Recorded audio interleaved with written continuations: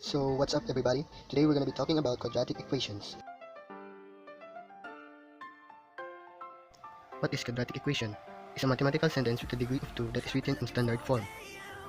So what is standard form? Standard form can be written in the form of ax squared plus bx plus c equals to 0, where a, b, and c are real numbers and a can never be equal to 0. So there are 4 ways to solve quadratic equations. First one is by extracting, second by factoring, third by completing, and lastly by quadratic formula. So for now, we are only going to talk about extracting square roots, a method of solving the quadratic equation x squared is equals to k.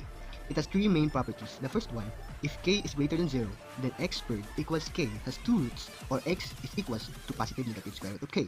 Number 2, if k is equal to 0, then x squared equals k has 1 real root.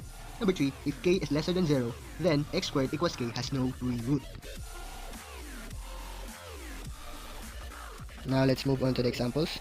X squared minus 16 is equals to 0, t squared is equals to 0, x squared plus 9 is equals to 0, x minus 4 squared minus 25 is equals to 0. The first example is an example of the first property.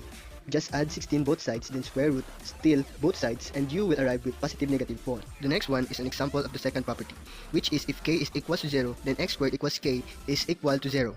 Now, this is an example of the third property, in which if k is lesser than 0, then there is no real root.